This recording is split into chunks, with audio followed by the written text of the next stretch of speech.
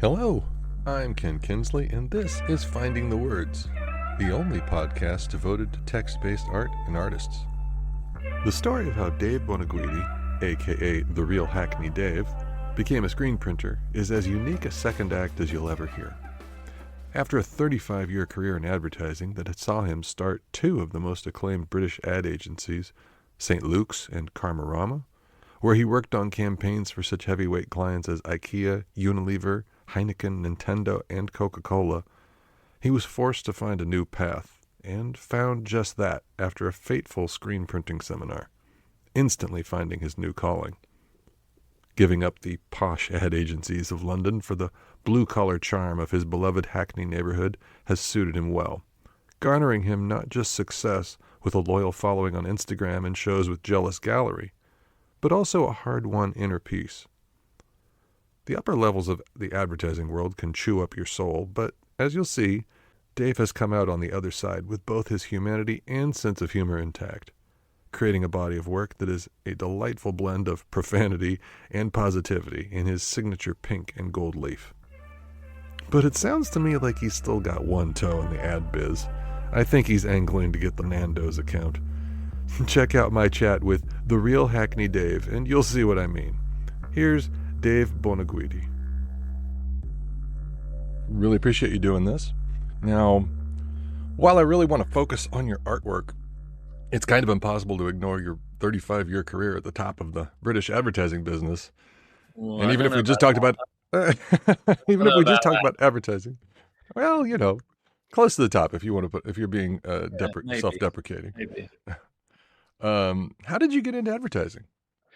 Oh, I'm no good at anything apart from when I was a kid. All I was interested in doing was drawing and designing, Mm-hmm. and I went to art school and did graphics because there weren't any courses that at the time did. Well, there was one course I think somewhere in north of England that did a specific advertising course, but I just did graphic design, and Mm-hmm. my dad had when he was working, he had an Italian restaurant in Chelsea, and I used to work in there like a good immigrant son.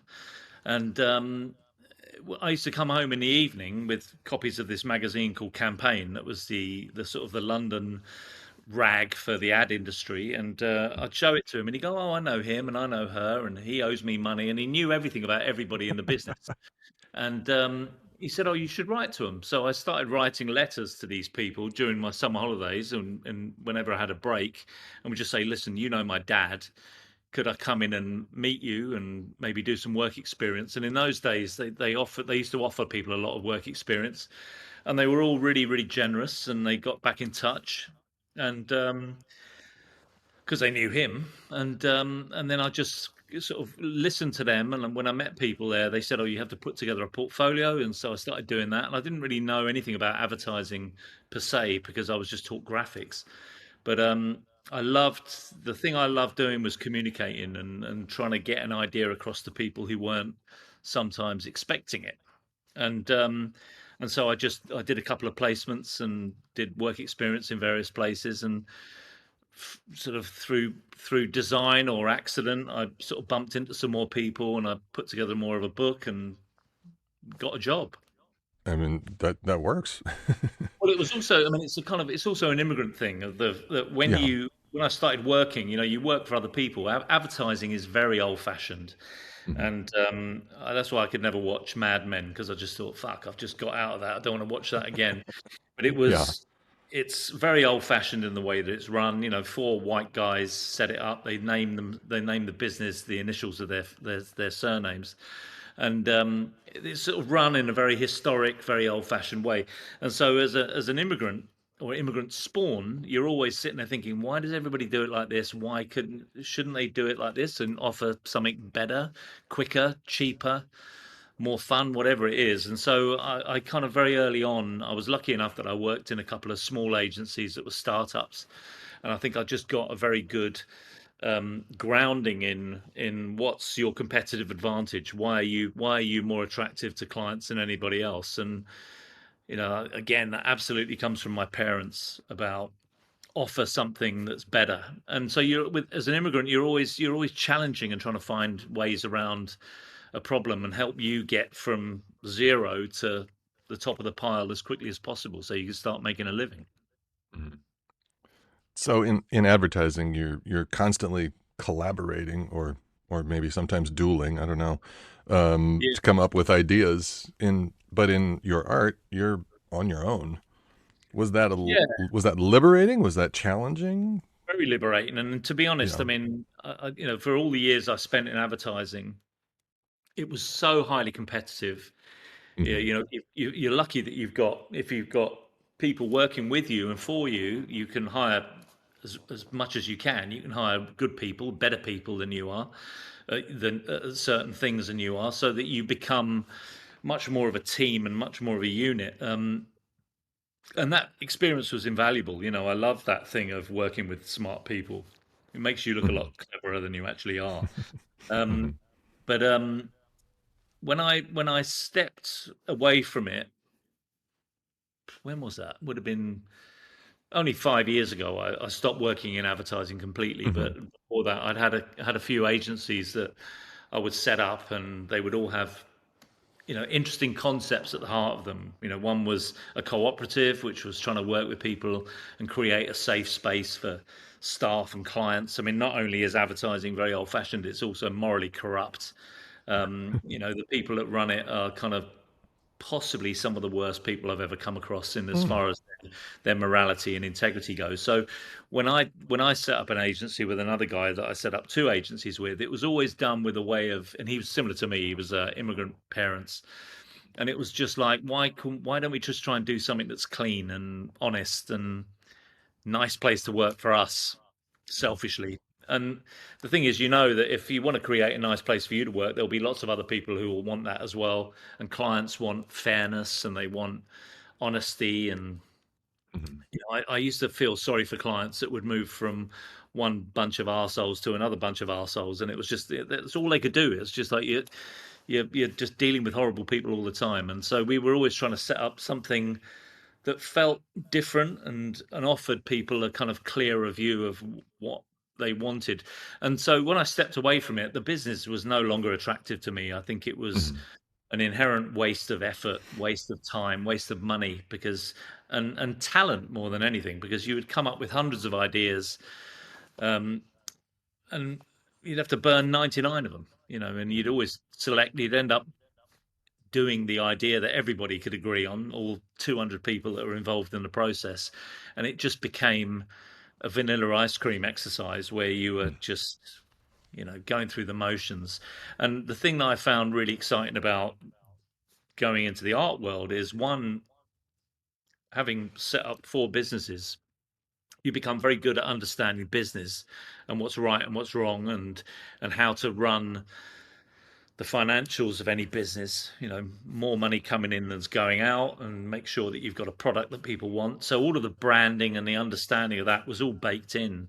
And when you work with some of the people I've worked with, some great people, you pick up a lot of very useful stuff. And so when you apply that to your own brand, so now I'm the brand that I'd be advertising. I'm the advertising agency. I'm the marketing director. I'm the production assistant. I'm everything. And Hmm. and so when you've done that much time in any business, you kind of understand how all the different aspects kind of work, and more importantly, how you bolt them all together to create something that's going to be really valuable for me personally now. Hmm. But I found it really liberating. The thing I love most is in advertising, everything was about condensing and reducing, which was really exciting because I love my favorite medium is posters and print. And I love that thing of you got one picture and four words. And I was massively inspired by um, propaganda posters from all the different ages. And I love that thing. The psychology was the most interesting thing. Is Hmm. sometimes you weren't selling a product, you were selling a service or a belief. And I love that thing of engaging people in a way that's very emotional. And the great thing about propaganda is obviously it's highly emotional because you're either on the winning side and you're saying we're going to do this for you, or you're on the losing side, or the side that's been attacked. And it's like asking people to do things that are out of their comfort zone, and also understand the drama and the kind of the potential outcome of this particular moment, which is just Mhm. fascinating. And in a way, it's advertising in its kind of most brutal form, because you're trying to get people to do something, whether it's buy something or change their behaviour, or positively or negatively. Mhm. And I just love that. And the great thing now is that the odds have gone from 100 down to 1 to 100. So every time I come up with an idea now, I talk to my two imaginary employees, Terry and Bob, who live inside my head, and we kind of come to agreement. And I'm very disciplined as far as my brand goes. So I know that if I do something, does it sit within the parameters that I've created? And if it doesn't, then how do I stretch those parameters to allow me to do that in a year's time or a couple of years' time? Mhm. Which I'm constantly thinking of. Mhm. Also having 6 or 7 projects on at any one time, so that, like I did when I was in advertising, I'd have 10 projects on all the time. And so you could dip in and out, and some of them were in full production, some of them were in concept stage, and you were just always moving around to keep yourself fresh and inspired.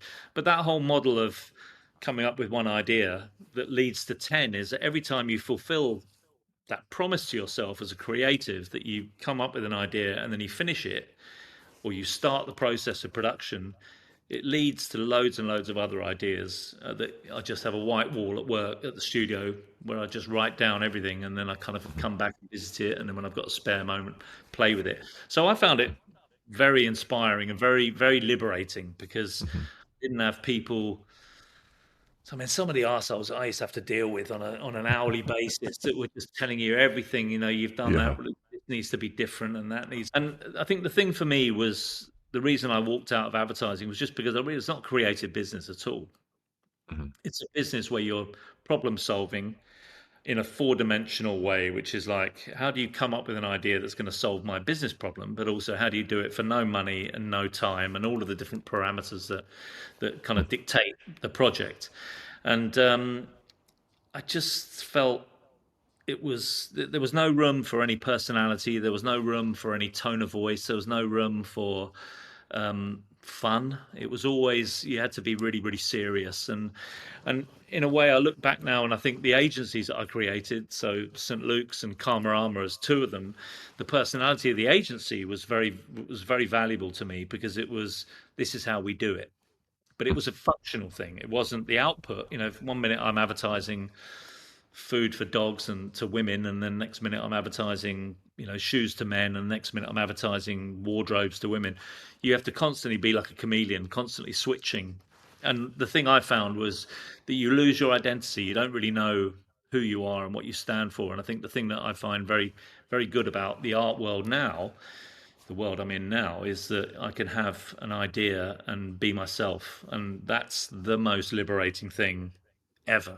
Because at the Ha- beginning, when you said, I created all these interesting agencies, I never really felt they were vehicles. They weren't really, and we did some good work and we worked with some amazing clients, but I never really felt they were mine, because they had a name that wasn't me, and they had a personality that wasn't me, because you weren't allowed to do that. Mhm. How much of what you do now is just advertising in the form of fine art? At least the creative side, it seems like. It's literally 100%. I mean, it's Yeah. like, I I love words. I love typography. I love the discipline of starting with an idea, because in advertising, first thing you do is you have a brief. It's like a strategist has said, this is the product, this is who is the biggest audience that we can sell that product to, this is what we want to say. And so Mhm. you have parameters set. And I love having a brief, because it sets you in a direction. And the job of the creative in advertising is to challenge that and grow it and stretch it, and sometimes tick 10 boxes. That becomes harder to do. Obviously, the more the way that the business now has now gone, it's a checklist. Whereas in the 80s, you would have two things to check. Um, but the thing I loved was when you work through the creative process, that sometimes the first point of the leap was it might be 1 degree wrong. And so Mm. the thing I love doing was going, right, these are the two boxes that you think you need checking, but sometimes there might be a third box that you didn't expect, that if you check that as well, or if you ignore the first two and check the third one. So you use the work to engage the client and get him to understand, get him or her to understand that there might be a better way of skinning this cat than you thought. And it's just a process that is exactly the same with what I do with my art. I mean, the first thing I do is I feel the zeitgeist. I love to be aware of what's going on in the world and sort of think, well, what could I do to make it a bit better, or what could I do Mhm. to make it a bit more light? Mhm. And my first thing is always that I want people to feel when they look at my work is I want them to feel something. I know too many artists, and I don't really understand why, but are very passive. I think you're taught in art school or college that the technical side of it is what overrides it, and it all becomes about pretty pictures. And Mhm. I don't think that's enough. And also because I've got my business thinking, it's like I want to make as much money as I can because I'm 60. I came to it very, very late. Um, I don't believe anybody that says, "Oh yeah, artists, you can have fun and not make any money because you're doing something you love doing." I think fuck all, fuck that. Mhm. It's about you make. I want to make as much money as I can so I can do all of the projects that I want to do, however Yeah. ridiculous. You can't pay And that studio rent with fun. yeah, because studio rent is expensive, and Yeah. I don't have a lifestyle. I don't do drugs. I don't go to parties. I don't go holidays. I don't go to nice restaurants. My only agenda is that I want to make money so that I can continue doing the one thing that I've discovered too late in my life that I love doing more than anything else. And so the business side of it takes care of that, but it's more the understanding that the only way I'm going to make money is if I do things that people like. And, Mhm. if this is what people like and this is what I do, then I'll do that. But I know plenty of artists who go, this is what people like and this is what you do. And they have no interest in getting them any closer. And then they Mhm. get angry and fucked off because they don't understand why no one buys their work. And then they call everybody stupid for not buying their work and not understand, which is part of the process as well. But I think there's, when you've worked in any corporate field in the creative industry for more than 10 years, Mhm. you've had all of your sharp edges have been kicked to pieces. You can take criticism. Fuck, I used to get slagged off every hour of every day by people I'd employed. And after a while, you become very good at understanding. Maybe I should listen to them rather than challenge them. Mhm. And you just get better at not believing you're right all the time because we're not always right. And that was the one thing I loved was finding out how to make something better. And the only way you're going to do that is by getting your nose punched a few times till you work it out. Okay. How similar, outside of the studio setting, how similar and how different are the ad business and the art world, the larger art world?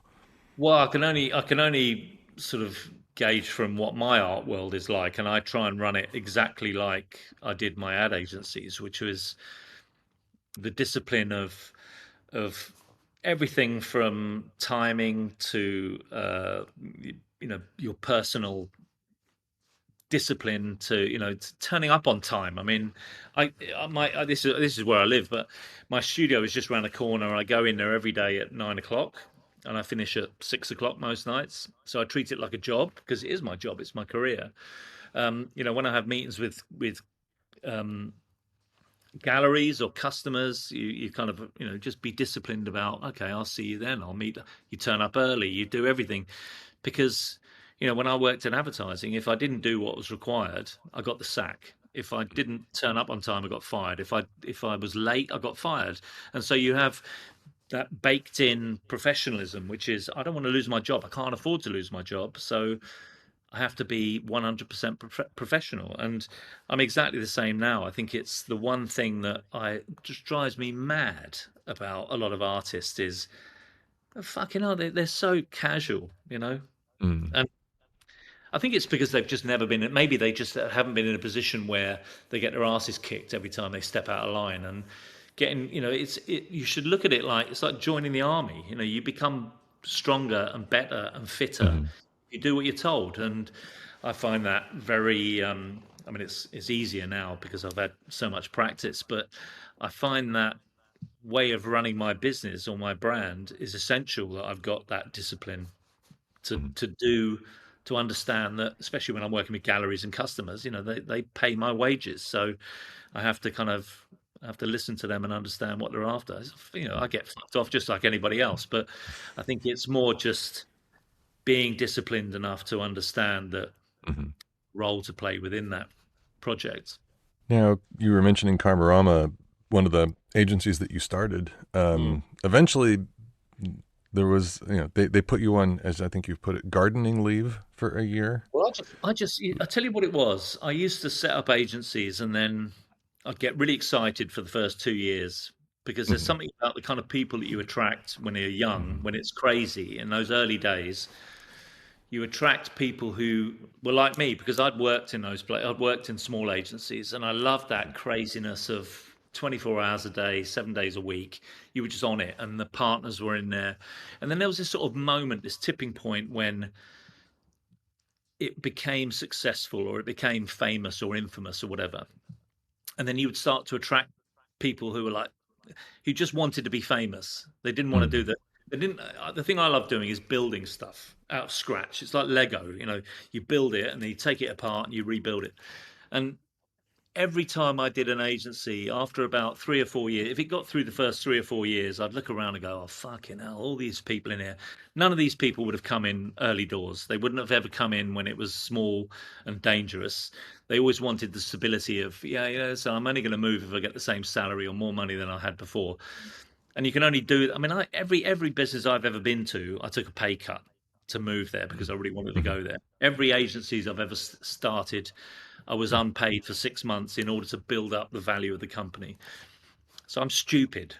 Mhm. But the minute it became mainstream and sort of successful, and people were talking about it like it's a really good place to work and it'll look really good on your CV, I would look at these people and just go, "I want to leave now," and that's what I'd do. So Mhm. I'd leave. I'd just walk out.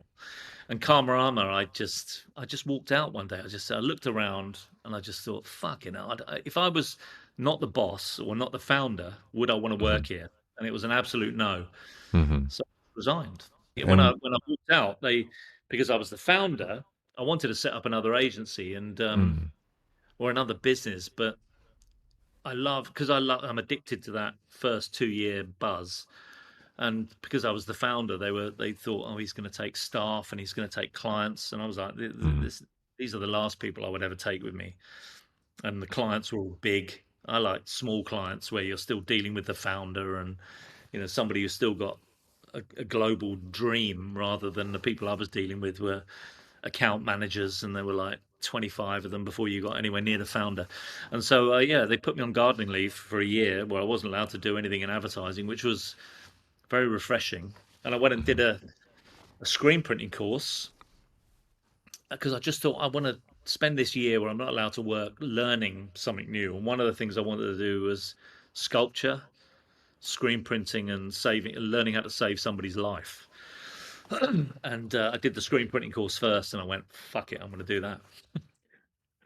What was it about that process that made you fall in love with it?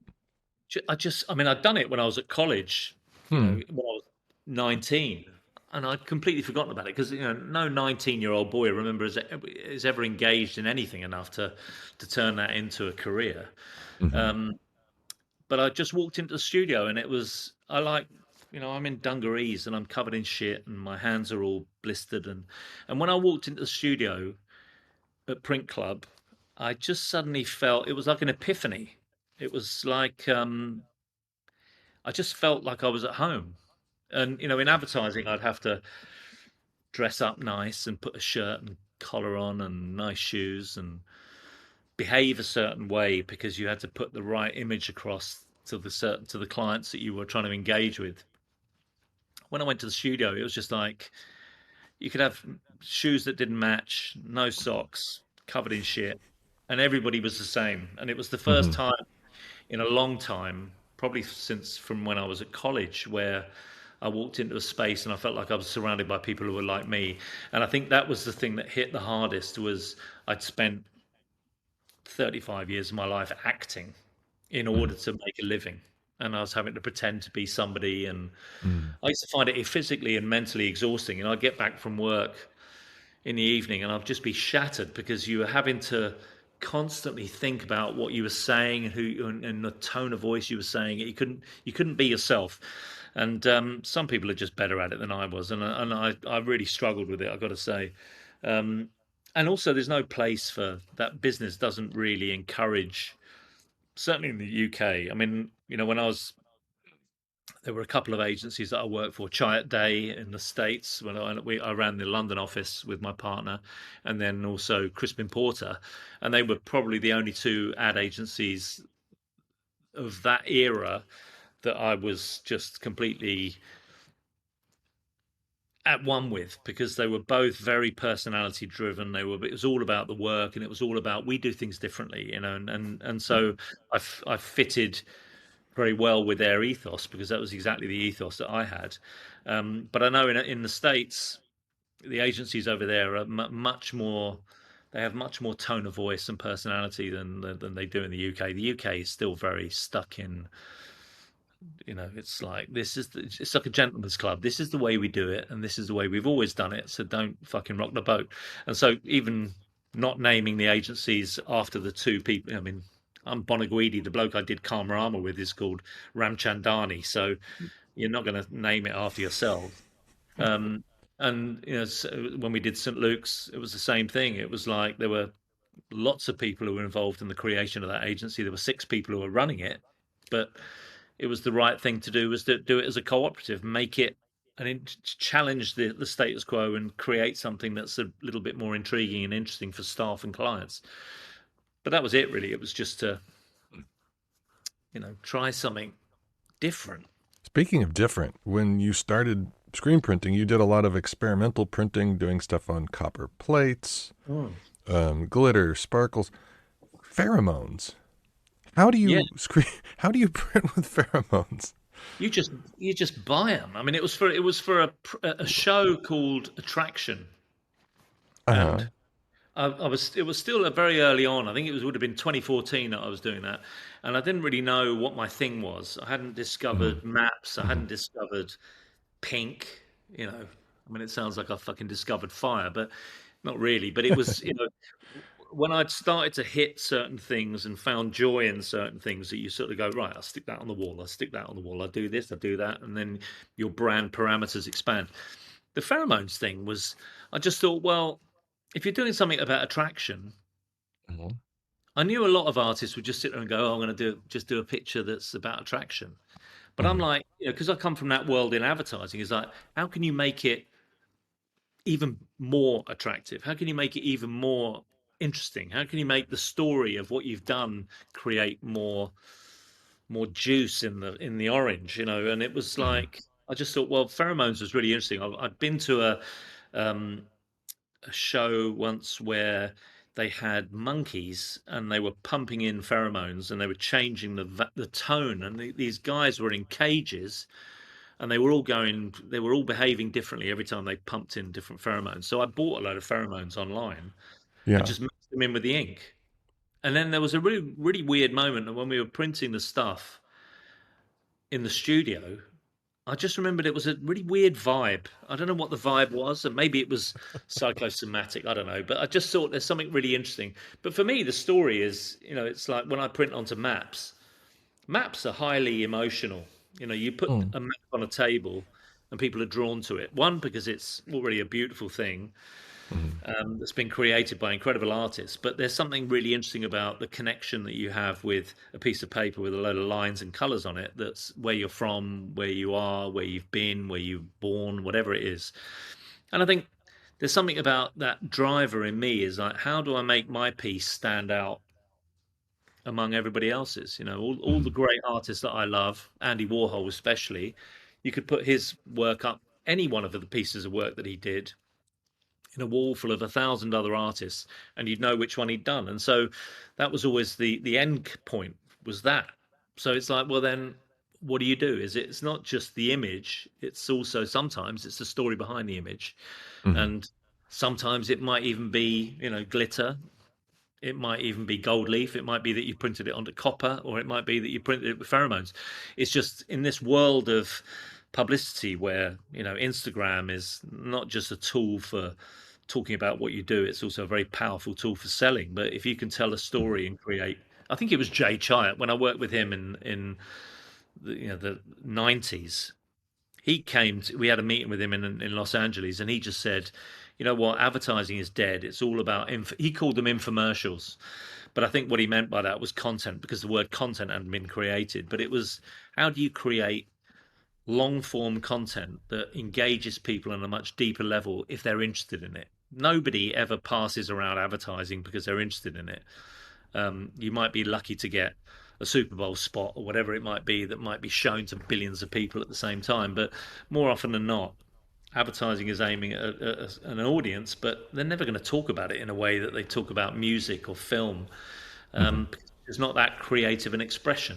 And when he talked about infomercials, I thought there's something really interesting. I didn't really get what he was saying, but I remember thinking there's something interesting about creating long form content that takes you on a journey. So you're not having to just sing and dance for 30 seconds, is that you can create something that's got depth and emotional emotional engagement. And so I guess sometimes just using interesting things, whether it's pheromones or colored inks or whatever, is just it's a fun thing to do that lets that candle burn a little longer.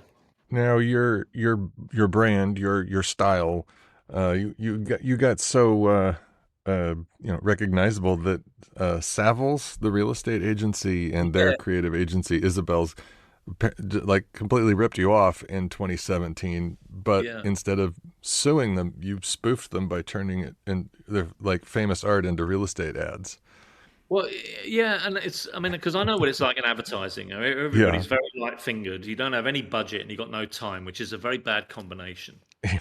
So designers will sit there and go, "Oh, I'll take a bit of that, and I'll take a little bit of this, and I'll do that, and Yeah. stick it together." Now, the longer that goes on, the lazier these designers become, and they just take stuff.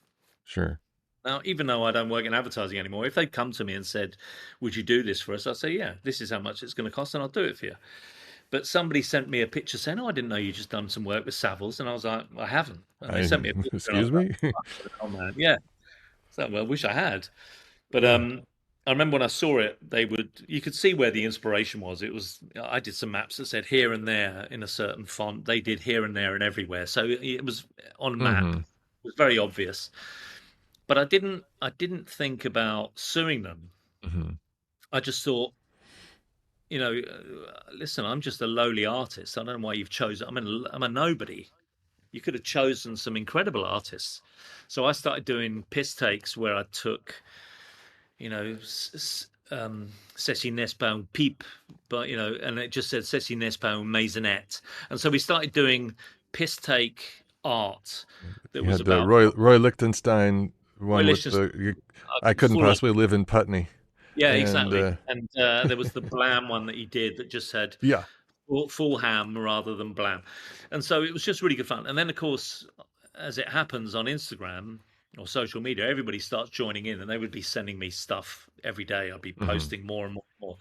And it was, I thought I'd actually seen a copyright lawyer when it first happened, but Mm-hmm. about something else. And I remember saying to him, what do you reckon? And he said, well, you can see where the inspiration in inverted commas has come from. But he said Mm-hmm. all that's going to happen is you can sue them. You'll spend 30,000. You'll get paid off 10. It'll Mm. eat all your energy. So I said, all right, I'm not going to bother. But I just thought, well, the good thing about social media is it's a channel. And so I can just embarrass them a little bit, have a bit of Mm-hmm. fun with them. And I've very, very early on stressed that I wasn't after money. I wanted Nando's, which is this chicken shop over here. Yes. I said, I don't want money. I want Nando's for 10. And then I'd go away. And every time I did a post, I'd say, I don't like it too spicy. I don't like too many chips. And I prefer the breast to the leg. And it just carried on, and there was radio silence from these guys, and I just kept taking a piss, and then every day, and people were giving me all of this stuff, and I was sitting there doing all of these different images, and it went on and on and on. It went on for about a month, and then I was with my son, and he was playing football, and I was sitting in the car park waiting for him to finish, and somebody called up at like 9 o'clock at night, and I said, "Hello," and he said, "Oh, I'm from the Evening Standard, and we're what's this thing Oh, about Savills?" And I said, "Well, I sent him the two pictures. I said, this is what I do. This is what they did, and so I'm just taking a piss out of them." He says, "Well, how much money do you want?" I said, "Mate, I don't want money. I just want Nando's." I And he was wonder. like, "What? You're doing all of this for chicken?" And I was like, "Yeah." And it became much more fun because I think if I'd Yeah. said to people online, "I'm going to sue them for 25,000," it it creates a different tone to what I'm Hmm. doing. I wasn't doing Hmm. it for money. I don't do any of this for money. I do it because I want to make money because it funds my fun and my and this project I'm doing. Um, but it was just like, listen, if you're going to steal my work, give me chicken. And he was so flabbergasted that I seemed to be so unprofessional and stupid that I would rather get chicken than money. But I said, Did well, you it's ever just get it? Did you ever yeah, get it the did. Nando's? Yeah, yeah. The day after he phoned up at 9:31, they paid up. Oh, They sent me a bank transfer for 250 quid's worth of money so I could go out and buy chicken. And then the funny thing is that day I did a post on Instagram saying, right, there's 8 spaces left, and 8 people said I'll do it. And then they turned up in this chicken shop, and they were like, I didn't even know who they were. They were just like, "Hi, is this free chicken?" And I'm like, "Yeah." And we all sat down like 10 strangers eating chicken for two oh, that's hours. It was fantastic. one of the funny, and it's happened a couple of times. I did it recently with another estate agent. The estate agent seems to be they seem to be very light-fingered and uncaring when it comes to lifting work. But I did the same thing. I said, you've just spent £20,000 on this project that you've paid somebody else to copy my work and then printed them all out and put them through thousands of doors in South London. I want fucking chicken for 10, and they paid, and it was That's very awesome. good. There's something Oh, really good about when you receive free chicken. It tastes so much better than oh, when you sure, pay. Yeah. sure. Yeah. Now, you are clearly not someone who would pull punches when someone needs a good telling off, but Yeah. do you seem a bit more chill about the way you deliver that feedback, if you will? You know what? It's like we can all use up lots of energy, and especially with the way the world is now, lots of energy getting angry and fucked Hmm. off. And I guess part of my brand persona is that I want people to feel positive and optimistic and good Hmm. when they look at my Hmm. work, whether it's the language I use or the colors I use or the idea behind it. I want them to feel good about it and positive. And there's something a little bit harder sometimes to be. I was thinking about it the other day. You see a lot of, you know, artists that are fighting the system and they're throwing punches at Elon Musk and various people. And I think it's a little bit easy. It's an easy punch because everybody wants you to say that. But to do something that uses that energy and then creates a positive Hmm. feeling is a little bit harder. But and you have to work at it a little bit more, and it needs to, I think, engage the viewer in a sort of slightly different, deeper way. And that's the bit that I love is how do you do something that creates that reaction? And so I don't get fucked off about anything. I've got nothing to be fucked off about. I'm 60. I've got the best job I've ever had. The only thing I'm slightly annoyed about is I've got a muffin top, and I wish I'd done it a few years earlier. But it's it's it's brilliant fun. Every day I go in and I get to do things that I've never been allowed to do. They're not always successful. It's like sometimes they sell, sometimes they don't. But I'm at that when you're 60, you just hit that rich vein of I don't give a fuck, and so I'm just going to do exactly what I want. And like I said, it's a lot of fun. But that's why maybe if I'd needed the 10 grand Hmm. off Savills, I would have fought it a little bit more tooth and nail and been a bit more of an arsehole. But I just thought there was a lot of fun to be had. Oh, And sure. a very English way of dealing with things is when people do something that annoys you, just take the piss. Just take the piss Hmm. out of them. And they couldn't believe the Nando's thing. They were just, I and can't either. I kept saying to them, When you give me chicken, I'll go away. I will go away. We'll never talk about it again. And I think they just thought I was mental. I don't know I what it wish was. I wish we had Nando's here because that must be some good chicken. It's all right, actually. It's Portuguese. It's Oh, nice and it's Portuguese. grilled and it's sort of Okay. spicy. You get lots of layers of spice. It don't go too Hmm. hot; it'll kill you. Yeah. But it's very good. Yeah, I'm surprised they Hmm. don't have it in the States. Yeah, I don't know. Now, most of your work is printed on vintage ephemera of some sort, like old postcards, posters, maps, especially. Where do Yeah, you find all of that? I tell you, I mean, I'm a terrible hoarder, but hoarder with a view of I love finding interesting things and then trying to Hmm. work out what I'm going to do with them. Um, all the usual places, flea markets, car boot sales, eBay, Hmm. auction sites. I went to the most amazing flea market in the States called Brimfield, Hmm. just outside Boston. It's like a Hmm. 5 day flea, and just it's like a road that's like 2 miles long, and it's like 3 fields deep, and I Hmm. 5 days just walking around, just buying the most incredible and American ephemera is just different league, different class. There's just one. There's so much of it, but also that whole era of the 40s, 50s, and 60s where America Hmm. just in high production. There's just so much stuff, and Hmm. in fact, that sign there I got at Brimfield, and I Hmm. just love something about the typography that you use, and there's something about the quality of the color and the design. It's just that era, and I think it's probably because it's that era, the 60s and 70s, where I grew up, and I was influenced a lot by American TV and American films, and so going to that market was just fucking insane. It was just brilliant, Yeah. but the stuff I got there, I mean, I got these big, 8 foot high maps.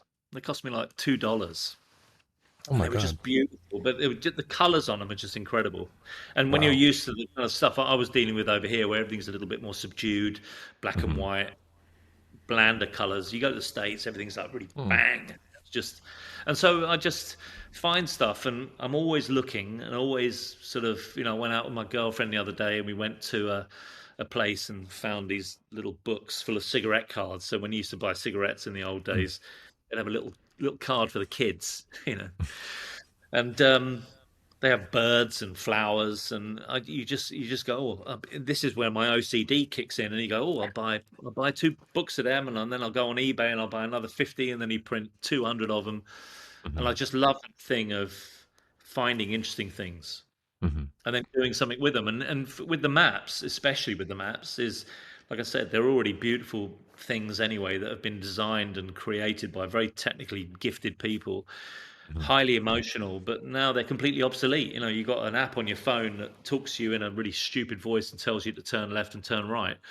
And these things are all sitting in boxes under the stairs and in the loft. And I just love finding those things and then taking it from under the stairs to the wall above the bed. Is it nerve-wracking to print on something that can't be redone and it's a one-of-a-kind Absolutely item? terrifying. Yeah. Absolutely terrifying. I mean, I bought maps before that have cost me 200 or 300 quid, and you print on them, and it forces you to get better. Hmm. There's some beautiful posters that I bought. The very large French science posters that had kind of illustrations of birds that had been the skeleton and then the feathers, Mm. and all that you kind of know the things I'm talking about. But they cost me Sure. like 150 quid each, and I did 10 of them, and I fucked up all of them, and they were so badly printed. I had to print 3 layers. I had to print white, then pink, then red, and the registration was just horrific. And I couldn't even throw them out because it cost me over 1,000 to buy them, and then I fucked them all up, so I can't sell them. And I just Mm. had them in a roll, and I left them on a shelf. And I've moved studio 3 times, and I've brought them with me every time as a constant reminder of how stupid I am for fucking them up. But it was horrible, and I knew it was happening while I was printing it, and I just thought maybe God will Yeah. fix it, and He didn't. Yeah. They're I they're think maybe hovering it's over you, reminding you to check the registration. check the registration. Yeah. Yep. Yeah, it was horrible. It was horrible. One of the worst Oh. days. my new career Oh, where I just fucked up some beautiful stuff. But hey, yikes. yeah. Now, one of your pieces is Love Bomb, which is Mm. the word love printed on this like On a giant real bomb. thousand on a real bomb. Now, Yeah. I can imagine, I'm not terribly surprised that you found old maps and stuff at a flea market, but where do you where do you get a Well, real it was odd bomb? enough. It was a guy that I went to Brimfield with. He sent me a picture. Hmm. He'd gone to a market that we used to go to together Hmm. and said, "Oh, I'm here," and took a picture of a selfie. And in the background, there was Oh. a table with a whole load of junk on it, and it just had the tail section with the four fins, Hmm. 1 meter high. And I said, "What the fuck is that?" And he said, "Oh, I'll go and ask the bloke." And we had a conversation, and I said, "Oh, I'll buy it." And I suddenly thought, like, I'm sure, I don't know if all artists think like this, but when you look at the best artists in my book, the best artists have a lot of bases covered. So they'll do a celebrity series, they'll do a series about a print about love. Robert Indiana, love. I Hmm. still think the best print that's ever been created. Hmm. And so I thought, well, I wonder if I was to do a print about love, what would it be? Hmm. And when I saw the tail section of the bomb, I just bought it because I thought it looks interesting anyway. And then I was thinking about it, and I thought, oh, I know if I can get the pointy bit, the top Hmm. bit, then I can maybe do this thing. It'd be great to have a bomb in your house that I can turn into something Of else. love. And Hmm. that was the hard bit, was finding it, which I eventually did. I did a lot of research because I thought I could maybe make it, but then it's really hard to make. Hmm. Bought the the heavy bit, so that tail section just bolts onto the heavy bit, and the heavy bit has got all the nasty stuff in it, and it's this thick of steel. So when it Wow. hits, the Sure. tail section just very lightweight. It just helps you guide it. Hmm. And I found a military junkyard down in Devon, and they had one, so I bought it. But it was when it arrived, it was so heavy, and because it's slippery, it's shiny and Yeah. smooth. I couldn't even pick it up and put it in the studio.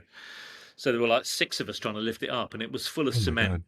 Because what they did was with this thing was they took the tail off, just lifted it or unbolted it, and then they bolt the heavy bit to the bottom of the plane when they're flying around doing maneuvers and practicing, Hmm. just so they Hmm. maintain a fighting weight. So this thing was full of cement. It weighs a It ton. was it was a dummy bomb. Yeah, yeah. Okay. All the bad stuff had been taken out, and they put cement in it, so it's the same weight. Now, when I got it, like I said, I couldn't even get it in the studio. It was so big and Hmm. so slippery.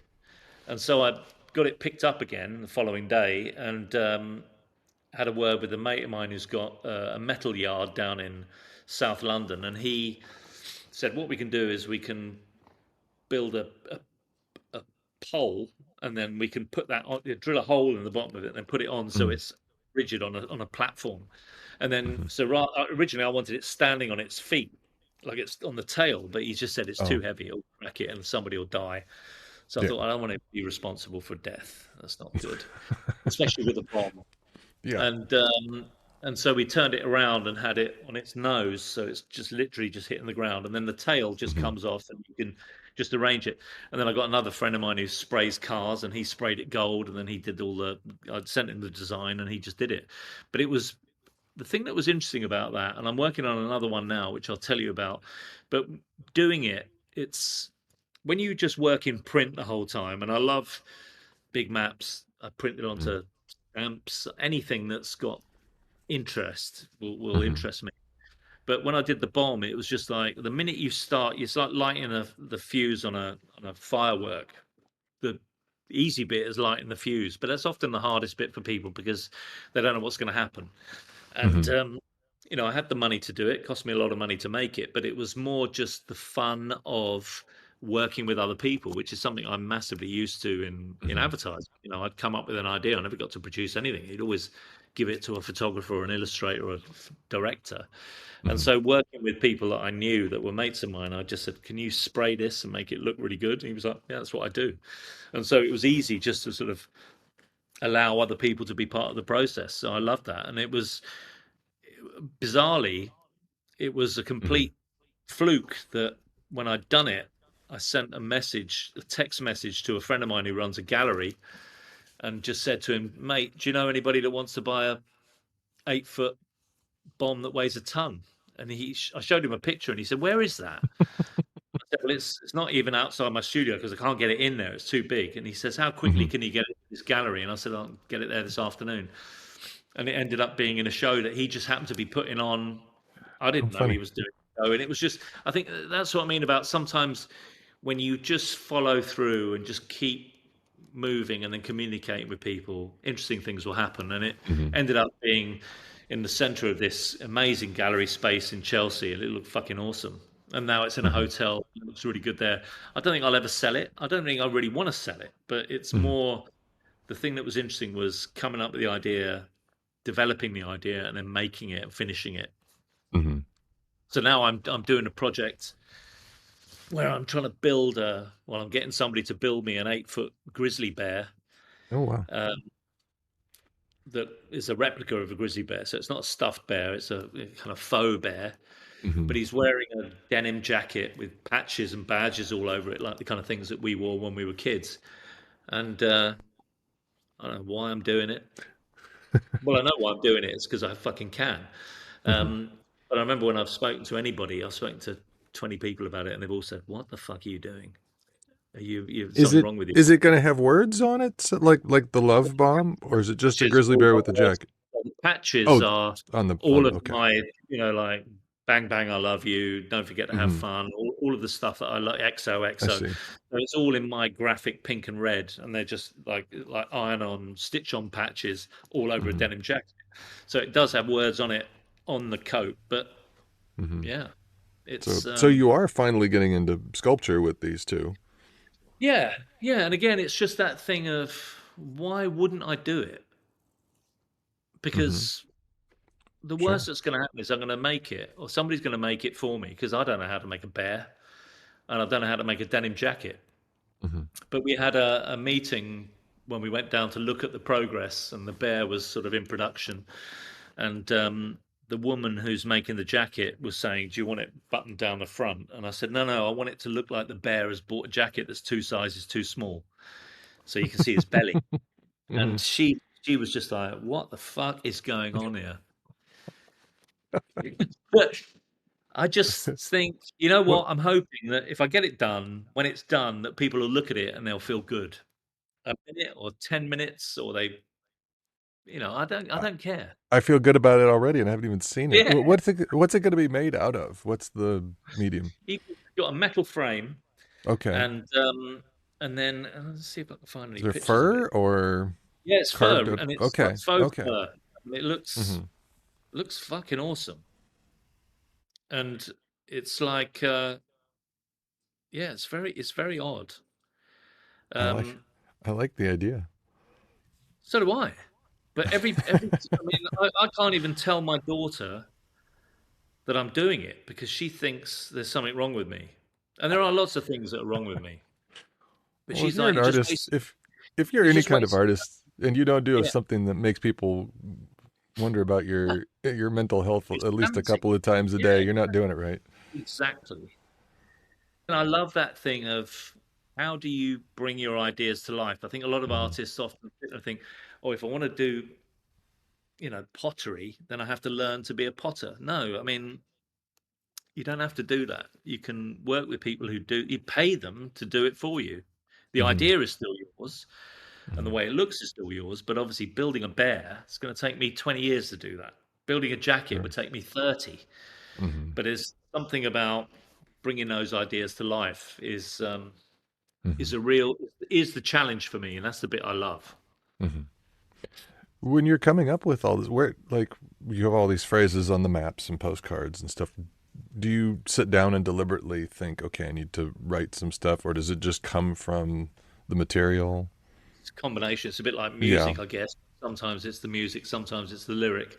Hmm. Um, with the maps, I doing stuff like when you have a map in New York and it says New York is always a good idea. It's kind of like if you've ever been to New York and you're from New Hmm. York, there's a very good chance that you might want to buy that. Hmm.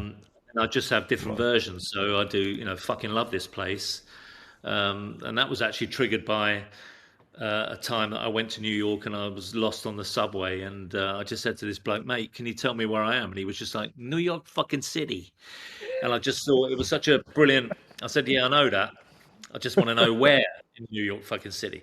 But there was something really interesting about introducing, again, coming from an Italian family, fucking in your language is like, Hmm. is, a great word. And Yeah.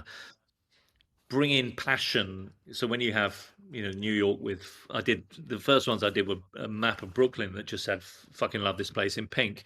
And it just, I want people to feel a sense of pride and ownership for something that, Hmm. the same way that, and that's why I guess with the jacket, the way we used to wear patches or badges, Hmm. or we have T-shirts with statements on it, is that's your way of advertising to everybody else who doesn't know you what Hmm. you're all about. And I think art is the same thing. It's not just about does it look nice, is it a great investment? It should be this says something about me. And Hmm. yeah, so sometimes the words will just fall out and they just become they're like I want to make sure that it's the language that I would use. So Hmm. I do this one with London with just north south, NORF Hmm. SARF.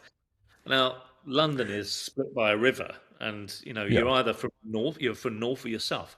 And the people in the north hate the people in the south, or they think they're idiots, and the same way with vice versa.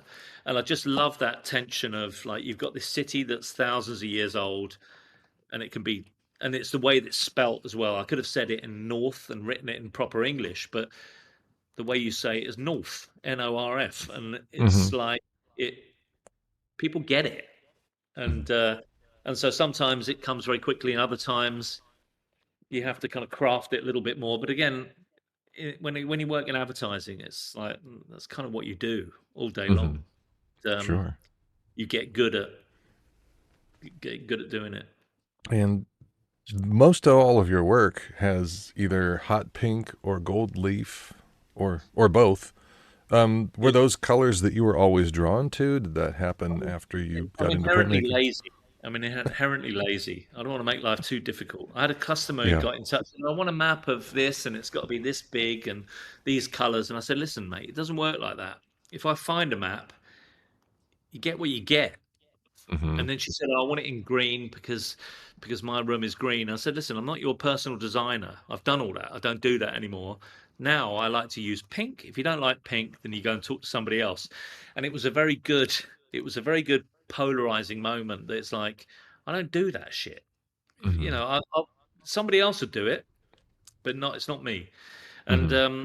again, it's just the parameters of, when I worked on IKEA or on, Toyota or whatever it would be, you would get a brand book which would go, this is our personality, these are our fonts, these are our styles, this is our tone of voice. We're Johnny Depp, not Henry Cavill, and there'd be Hmm. some scientific formula for why that tone of voice is really important.